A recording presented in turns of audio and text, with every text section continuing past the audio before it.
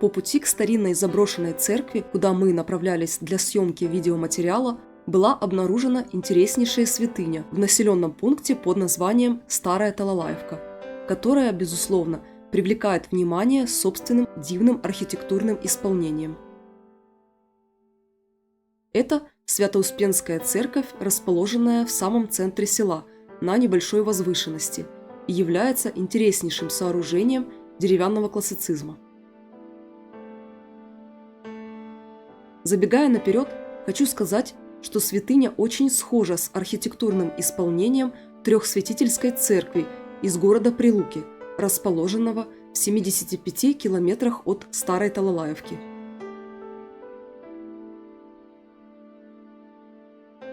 Прямоугольная в плане, выстроенная на кирпичном фундаменте двухэтажная святыня имеет широкую фасадную часть с порталом, украшенным 3 арками.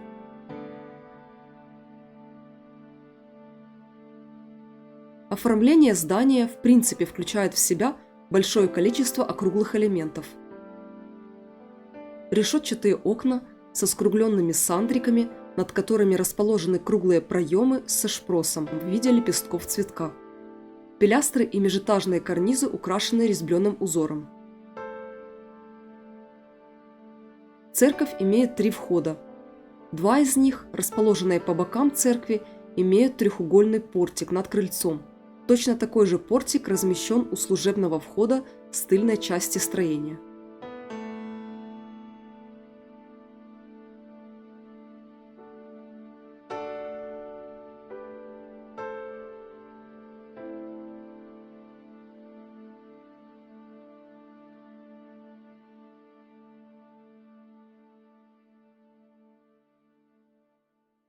Один из наиболее сохранившихся надгробных камней содержит неплохо различимую надпись про погребенного здесь человека. Михаил Максимович Кленч, 1867 года, ноября 8 дня, 1898 года, февраля 2 дня. Следующий камень имеет надпись «Максим Петрович Мазаракий, 1822 года, января 22 дня». 1888 года, неразборчиво, 19 дня.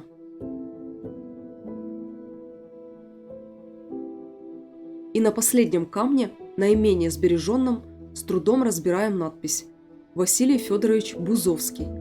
Годы жизни указаны очень неразборчиво.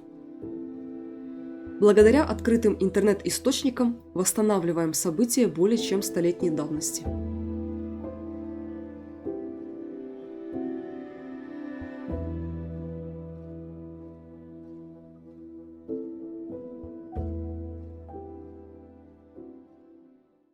Первое письменное упоминание о селе Старая Талалаевка приходится на первую половину 17 столетия, а название походит, вероятно, от фамилии либо прозвища основателя Талалай, что в украинской народной речи означает «болтун».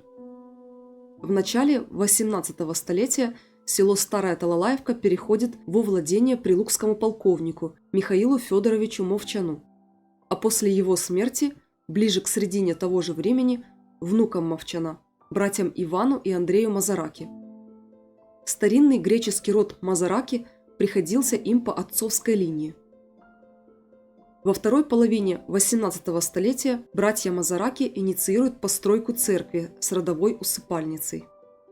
Максим Петрович Мазараки являлся правнуком одного из вышеупомянутых братьев, Андрея Демьяновича, а Михаил Максимович Кленч был его воспитанником.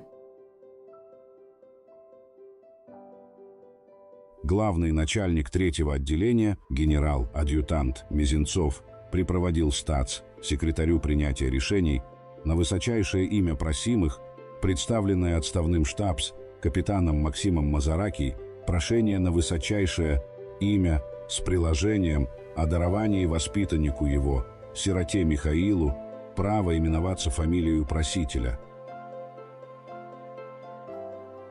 На ходатайство штабс-капитана Максима Мазаракия о присвоении его фамилии воспитаннику его высочайшего соизволения не последовало. Помимо воспитанника, Максим Петрович имел родную дочь, Марию Максимовну, с потомками которой связывает известный особняк в городе Ялта, с инициалами ММ на крыше здания. Спустя длительный промежуток времени, ближе к концу XIX столетия, церковь приходит в упадок. Обеспокоенный состоянием святыни житель села Василий Федорович Бузовский организовывает сбор средств для постройки новой церкви, той самой, которую мы можем видеть воочию по сей день.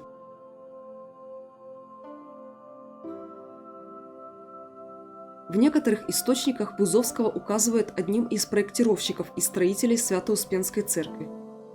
При советской власти в начале 20-го столетия старую Талалаевку переименуют в Сильченково, что является производным от фамилии главы волостного ревкома Севастьяна Митрофановича Сильченко, умерщвленного отрядом Нестора Махно, который захватил власть над населенным пунктом.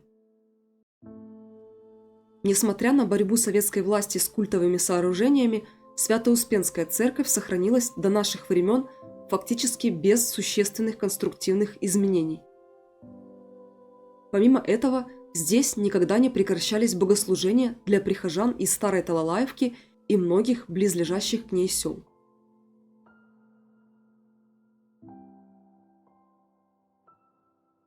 Вот только захоронение этих трех людей, словно неугодно спрятанные за забором в зарослях кустарника, вряд ли заслуживают такой участи. Всей истины мы все равно не узнаем, но, как говорится, о мертвых или правду, или ничего.